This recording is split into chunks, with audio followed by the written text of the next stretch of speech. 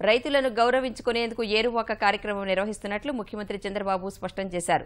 ఉడేగోళ్లలో ఏర్పాటు చేసిన సభలో పాల్గొన్న ఆయన రైతులు సంప్రదాయ పంటలను వదిలి అత్యధిక ఆదాయం సమకూర్చే ఉద్యాన పంటలకు మారాలని సూచించారు. పాడి పరిశ్రమ, మత్స్య రంగంలోనూ భారీగా ఆదాయం వస్తుందన్న చంద్రబాబు రైతులకు ఎలాంటి ఇబ్బంది లేకుండా చూడాలన్నదే తెలుగుదేశం ప్రభుత్వ ధ్యేయమని వివరించారు. చంద్రబాబు నాయుడు గారు తెల్లటి తలపాగా కట్టుకుని ఏరువాకకు స్వాగతం పలికేటువంటి ఏరువాక పున్నమి వేడుకల్లో పాలు పంచుకోవడానికి ముందుగా నడుస్తున్నారు.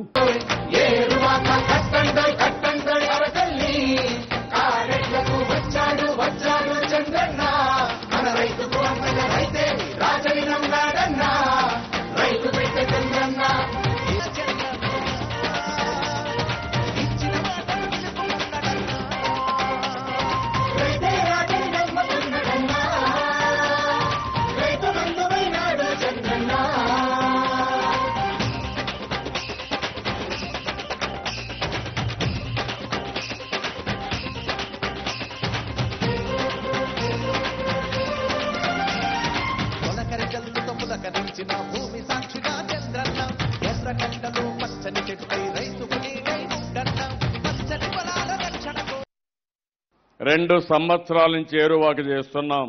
3వ సంవత్సరం. ఒకప్పుడు నాగళ్లు కావాలంటే 2-3 నెలలకు మునిపే ప్రిపరేషన్ చేసుకుని దగ్గరుండే అడవికెళ్లి ఏదైనా కర్ర కావాలంటే తెచ్చుకుని నాగళ్లు తయారు చేసుకునేవాళ్ళం.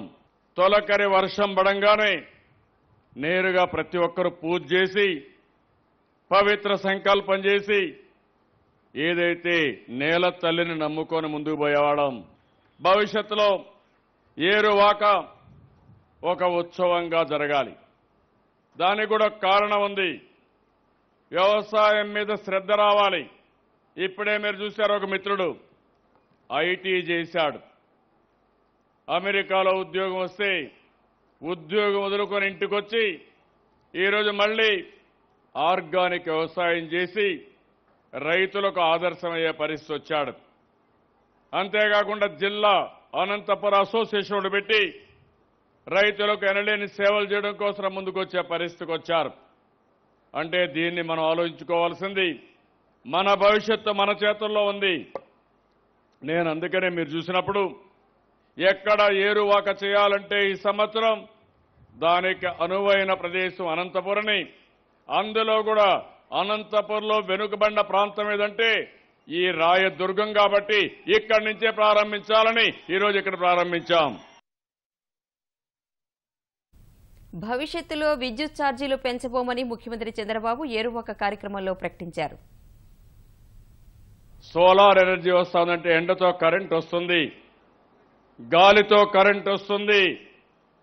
ఈ రెండు వల్ల ఒకప్పుడు 18 రూపాయల యూనిట్, మొన్న నేను ప్రారంభించినప్పుడు 6 రూపాయల 50 పైసలు యూనిట్.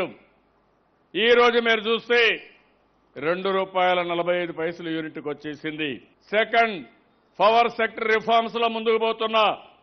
ఈ సభలో ఈ రోజు అనౌన్స్ చేస్తున్నా, భవిష్యత్తులో కరెంటు ఛార్జీలు పెంచం, రాబోయే రోజుల్లో కరెంటు ఛార్జీలు తగ్గిస్తాం తప్ప పెంచే సమస్య లేదు.